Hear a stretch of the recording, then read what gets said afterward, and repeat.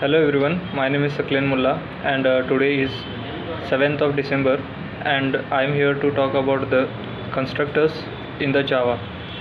So in Java, the constructor is a block of the statements or a code which can be executed from the main method.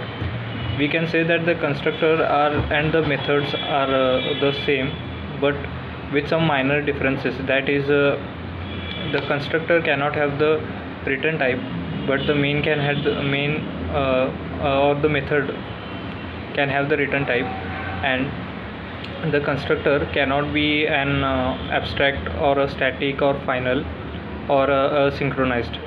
So let us see how we can create an constructor. So at the time of the object creation, in the main method the constructor is created,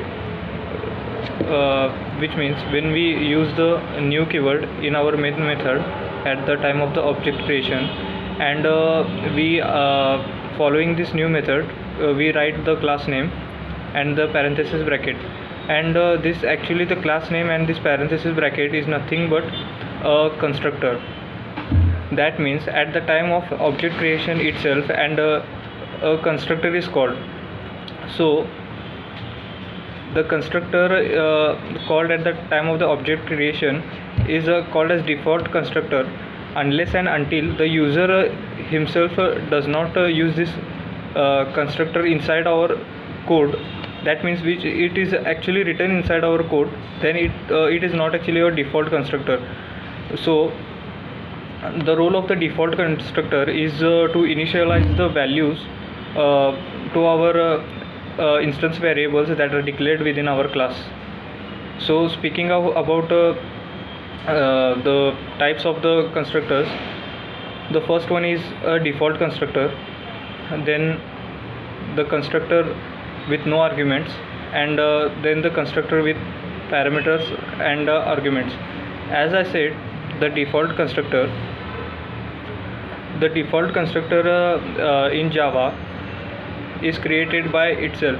That means the user does not define this constructor. At the time of the object creation, this constructor is introduced by our we can say our compiler itself, and it everything about this is done into the background. That is why it is called as a default constructor, and the default constructor will initialize the values to our instance variable. For example, if we are declaring an instance variable as a string and integers, so the values assigned to the strings and the integers, like the null and 0 for the integers, are done by our constructor.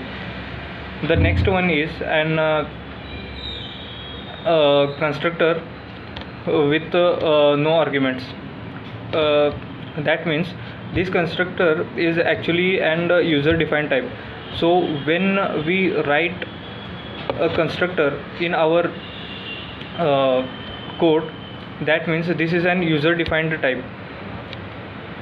Any code or execution processor to be written inside this block of an constructor can be said to be and user defined, or the constructor with no arguments. Constructor with no arguments means within the parenthesis bracket, while at the time of the object creation there are no arguments passed by the main method to this constructor. That's why it is called as no argument constructor.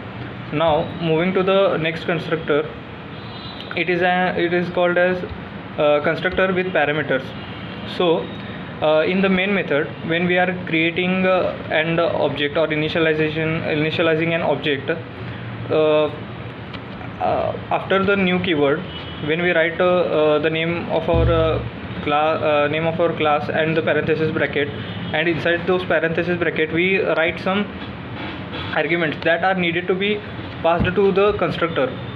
So the constructor, so this will be the type of the constructor with arguments, or we can say the parameters. So the constructor will actually accept these parameters. So it is called an constructor with parameters. So the next point I want to include is that the constructor cannot be an return type. Thank you.